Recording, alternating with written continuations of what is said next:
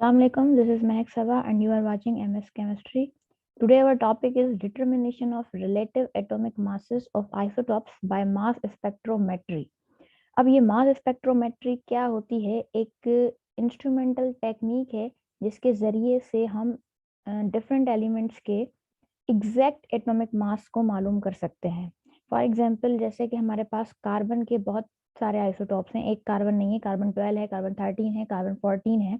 तो कार्बन 12 का एग्जैक्टली कितना मास है वो, कार्बन 13 का कितना एग्जैक्टली मास है, कार्बन 14 का एग्जैक्टली कितना मास है, वो हम इस टेक्निक के जरिए से मालूम कर सकते हैं। इस टेक्निक के अंदर हम एक इंस्ट्रूमेंट यूज करते हैं जिसका नाम है मास स्पेक्ट्रोमीटर। तो यहाँ पर आप देख सकते हैं कि डेफिनेशन में क्या लिखा हुआ है, mass spectrometer is an instrument which is used to measure the exact masses of different isotopes of an element. इसमें हमें एक तो एग्जैक्ट मास पता चलता है और आइसोटॉप्स को, जाहिर सी बात है, जब हमें एग्जैक्ट मास कैसे पता चलेगा, एग्जैक्ट मास हमें ऐसे पता चलेगा कि हम आइसोटॉप्स की सेपरेशन भी इसी टेक्निक के जरिए से कर सकते हैं। आइसोटॉप्स की सेपरेशन भी होती चली जाएगी और हमें उनका एग्जैक्ट मास भी पता चलता जाएगा। यहाँ पर सबसे पहले, एक मिनट, इसमें ये होगा कि आपको एक तो एग्जैक्ट मास पता चलता जाएगा, दूसरा उनकी अबंडेंस पता चलती जाएगी। फॉर एग्जांपल अगर कार्बन के 3 आइसोटॉप्स हैं तो हमें इस टेक्निक से ये भी पता चलेगा कि कौन सा कार्बन का आइसोटॉप ज्यादा पाया जाता है, कितनी परसेंटेज में पाया जाता है।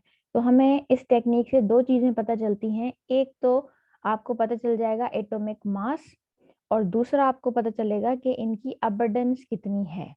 अब इस टेक्निक में होता क्या है, सबसे पहले जिस सब्सटेंस का मास आपको मालूम करना है उसको हम वॉलेटिलाइज्ड करेंगे।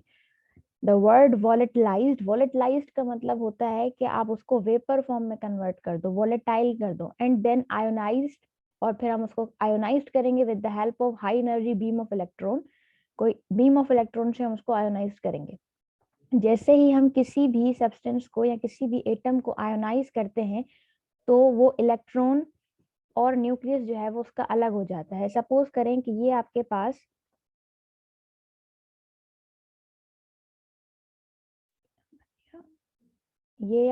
सपोज करें कि कोई एक एटम है और इसके पास आपके पास ये इलेक्ट्रॉन है।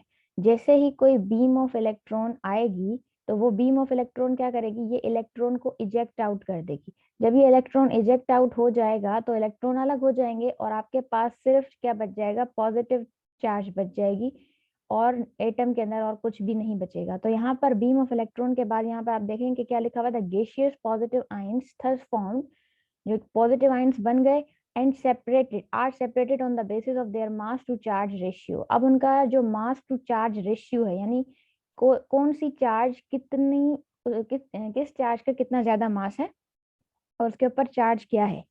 फॉर एग्जाम्पल अगर कोई, किसी के ऊपर +2 चार्ज है, किसी के ऊपर +3 चार्ज है, किसी का मास कम होगा, किसी का ज्यादा होगा, कि इस बेसिस पर वो सेपरेट होती चली जाएंगी and then recorded in the form of peaks. अब मास स्पेक्ट्रोमेट्री का जो पूरा ग्राफ होता है वो इस तरीके से होता है, इस तरीके से आपके पास कोई ग्राफ होगा और यहाँ पर आपको पीक्स नजर आएंगी। ये हम आगे देखेंगे। इसमें पीक्स में क्या होगा कि सबसे ज्यादा जो आइसोटोप पाया जाएगा उसकी सबसे ज्यादा लेंथ होगी, उसके बाद दूसरे नंबर पर ये देखें आप, लेंथ जो पाई जा रही है यहाँ पर ये। तो यहाँ पर जो आपके वाई एक्सिस पर रिलेटिव अबंडेंस पाई जाती है और यहाँ पर जो है वो एटॉमिक मासेस पाए जाते हैं। तो यहाँ पर भी यही लिखा होगा कि एक्चुअली मास स्पेक्ट्रम, इससे ये जो ग्राफ बना होता है इस चीज को हम कहते हैं mass spectrum. Mass spectrum is plot of data in such a way that mass to charge ratio is plotted as abscissa। यानी कि x एक्सिस पर आपके क्या पाया जाता है, उसका मास टू चार्ज रेशियो यानी एटॉमिक मास, और यहाँ पर रिलेटिव नंबर ऑफ आयंस यानी कितने आयंस पाए जाते हैं, यानी अबंडेंस कितनी है। तो जो आपकी y एक्सिस है वहां पर अबंडेंस पाई जाती है और जो x एक्सिस है उस पर हम उसका एटॉमिक मास देखते हैं। उसके बाद सबसे पहले एक जो स्पेक्ट्रोग्राफ बनाया था उसका नाम था Aston's mass spectrograph, was designed to identify the isotopes of an element on the basis of their atomic mass। ये कुछ लिखी हुई है हिस्ट्री की बातें कि सबसे पहला कौन सा स्पेक्ट्रोग्राफ पाया गया था, उसके बाद कौन सा। There is another instrument called Dempster's mass spectrometer, दूसरा पाया गया था, और वो इसलिए पाया गया था, इसलिए किस काम क्या था उसका उसका काम ये था कि उसमें हम आइडेंटिफाई कर रहे the elements which were available in the solid state.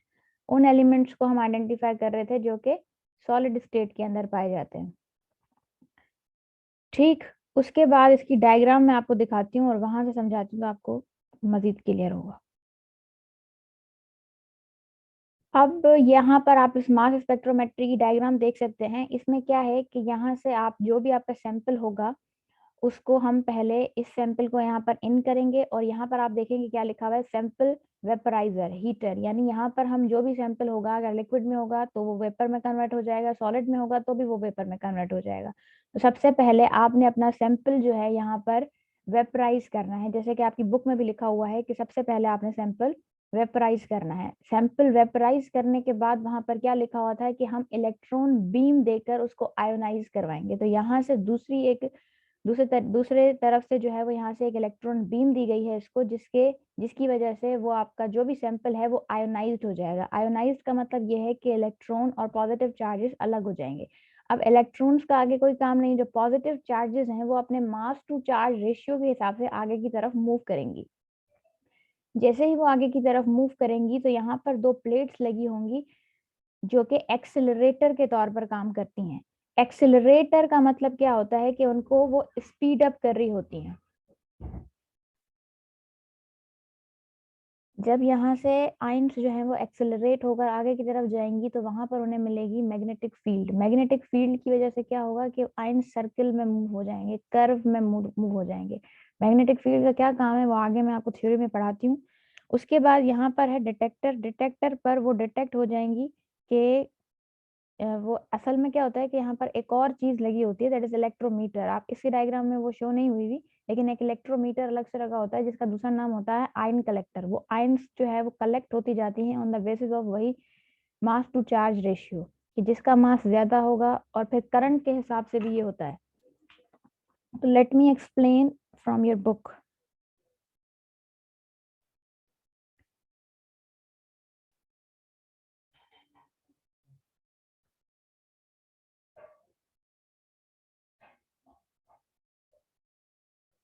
अब यहाँ पर आप देख सकते हैं कि क्या लिखा हुआ है, substance whose analysis for the separation of isotope is required converted into vapor state। सबसे पहले मैंने आपको बता दिया कि उसको हम क्या करेंगे, वेपर स्टेट में कन्वर्ट करेंगे। The pressure of these vapour is kept very low, that is 10 raised to the power -6 to 10 raised to the power -7 torr।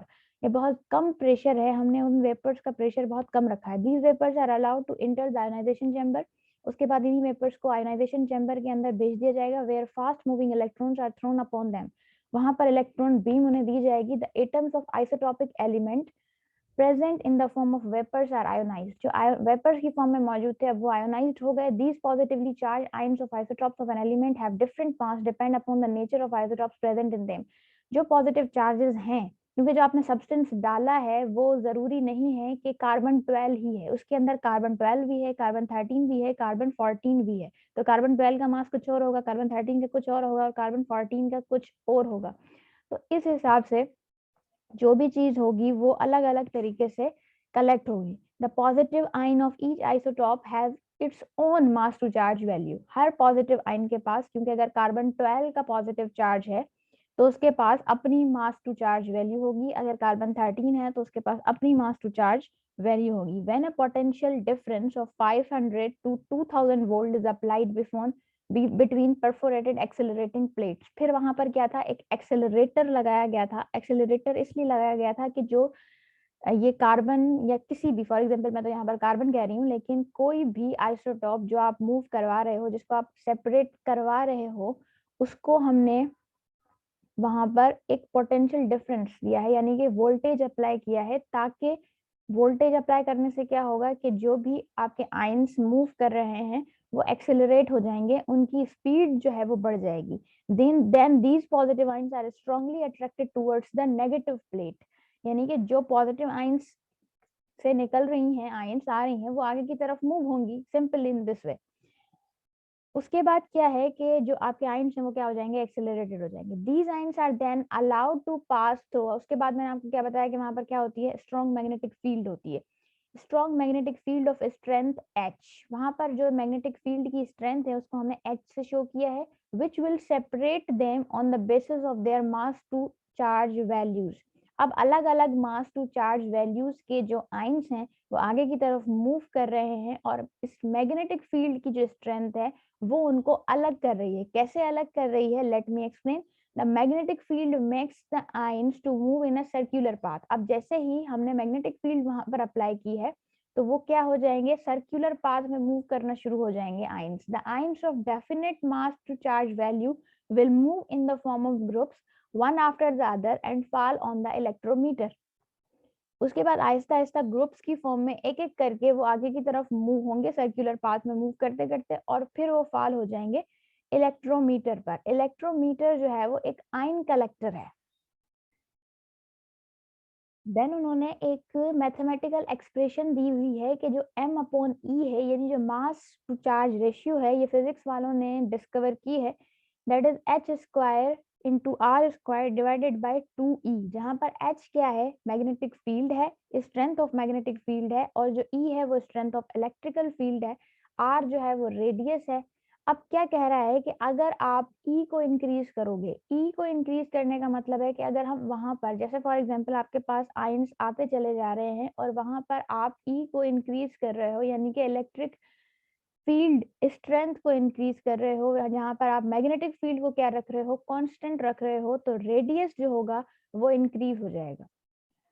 And positive ion of particular mass of charge ratio will fall at a different place as compared to the first place। क्योंकि जिस तरीके से हम क्या कर रहे हैं, continuously electric field को चेंज कर रहे हैं। अगर आप कंटिन्यूअसली इलेक्ट्रिक फील्ड आपने चेंज की, एक फॉर एग्जांपल अगर एक इलेक्ट्रिकल फील्ड है, कोई स्ट्रेंथ है, फॉर एग्जांपल 4 है, वहां पर एक पॉजिटिव आयन जाकर चला गया, उसके बाद आपने इलेक्ट्रिक फील्ड को क्या किया, चेंज किया। जब आप इलेक्ट्रिक फील्ड चेंज करोगे तो उसका जो रेडियस है वो क्या हो जाएगा, इंक्रीज हो जाएगा, और पॉजिटिव आयन जो है वो दूसरे जगह पर जाकर गिरेगा।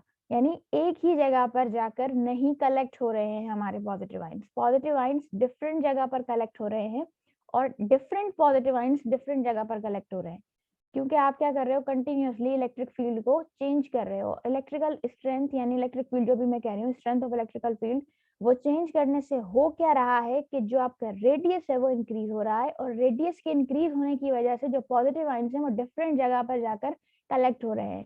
This also can be done by changing the magnetic field. जरूरी नहीं है कि ये आप इलेक्ट्रिकल फील्ड को ही चेंज करके ये कर सकते हो, आप मैग्नेटिक फील्ड को चेंज कर भी कर सकते हो। ईच आयन सेट अप अ माइन्यूट इलेक्ट्रिक करंट। हर आयन ने अपना एक करंट सेट किया हुआ है कि मुझे इस करंट पर जाकर कलेक्ट होना है। अगर इतना करंट होगा, क्योंकि आपको पता है इलेक्ट्रिक फील्ड जो है वो करंट प्रोड्यूस करती है, तो उन्हें पता है कि इस करंट पर मुझे कलेक्ट होना है। दूसरे अगर करंट चेंज हो रहा है तो दूसरा आयन कहेगा कि यहाँ पर मुझे कलेक्ट होना है।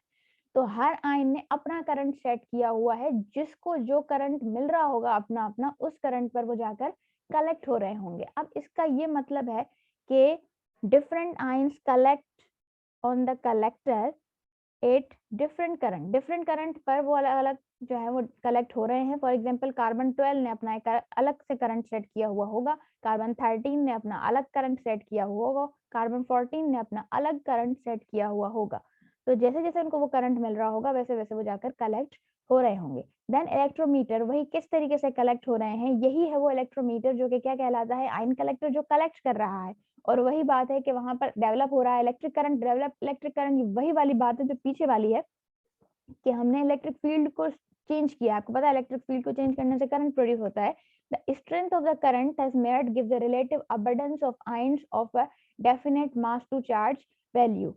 हमें इस तरीके से उनकी अबंडेंस भी पता चलती जाएगी कि जितना ज्यादा करंट, फॉर एग्जांपल कि 4 पर कलेक्ट होने वाले, फॉर अगर हमने इलेक्ट्रिक फील्ड स्ट्रेंथ यानी जो करंट है वो अगर हमने 4 एम्पेयर रखा है, तो वहां पर 4 से 5 आयंस आकर कलेक्ट हो रही हैं। और जब हमने उसको 5 रखा है तो वहां पर सिर्फ 3 आयंस कलेक्ट हो रही हैं। और अगर हमने करंट और बढ़ा दिया तो हमारे पास सिर्फ 1 आयन कलेक्ट हो रहा है। तो जो 4 पर इतनी ज्यादा कलेक्शन हो गई है आयंस की, इसका मतलब है कि जो 4 पर है उनकी अबंडेंस सबसे ज्यादा है। तो आपको एग्जैक्टली मास भी पता चल जाएगा और आपको उनकी अबंडेंस भी पता चल जाएगी कि कौन सा आइसोटॉप कितना पाया जाता है नेचर में।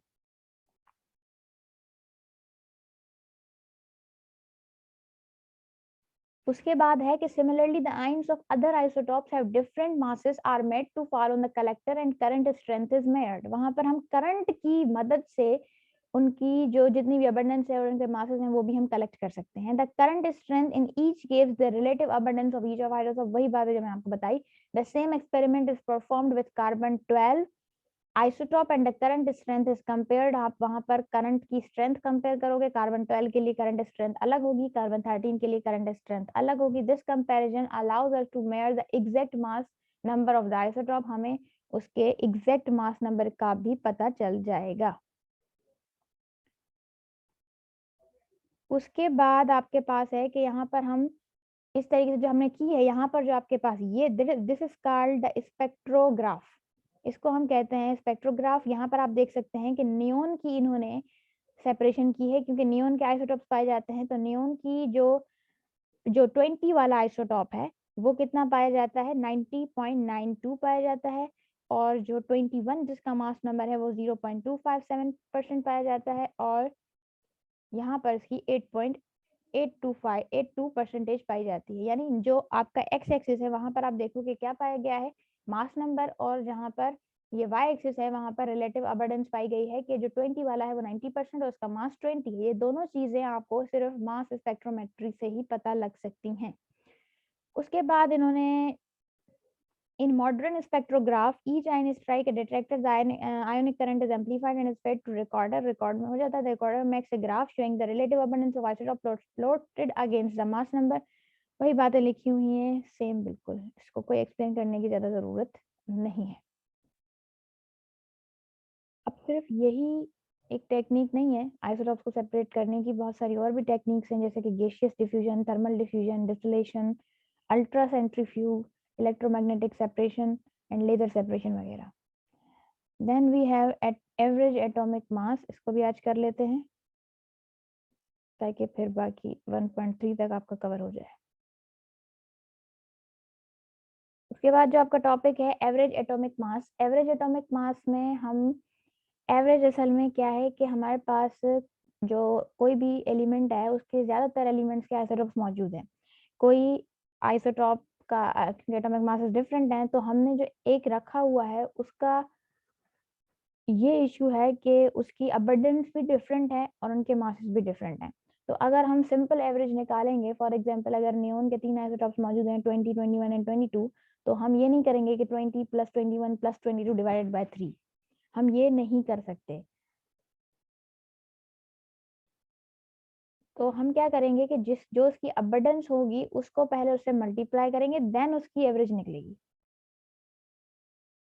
और यहाँ पर हम डिवाइडेड बाय 3 भी नहीं करेंगे, डिवाइडेड बाय 100 करेंगे, क्योंकि यहाँ पर हम परसेंटेज से निकाल रहे हैं। अबंडेंस से भी हम इसको मल्टीप्लाई कर रहे हैं, तो ऑफ कोर्स हमें यहाँ पर डिवाइड करना पड़ेगा 100 से। तो यहाँ पर जो भी आपका है overall atomic mass of neon हम किस तरीके से निकाल सकते हैं, तो आप क्या करोगे, जो पहला आपका आइसोटॉप है 20, उसको मल्टीप्लाई कर देंगे उसकी अबंडेंस से, फिर उसके अंदर प्लस कर देंगे दूसरा आइसोटॉप, उसको मल्टीप्लाई करेंगे उसकी अबंडेंस से, फिर तीसरा आइसोटॉप उसको मल्टीप्लाई करेंगे उसकी अबंडेंस से, और डिवाइड कर देंगे 100 से, क्योंकि हमने 90% एक आइसोटॉप लिया है, 0.26% दूसरा आइसोटॉप लिया है और 8.82% तीसरा आइसोटॉप लिया है। तो इस तरीके से इनको हम कैलकुलेट करेंगे तो आपके पास जो एवरेज एटॉमिक मास आ जाएगा नियोन का वो 20.18 है, जो कि आपके पीरियोडिक टेबल में भी मौजूद है। ओके।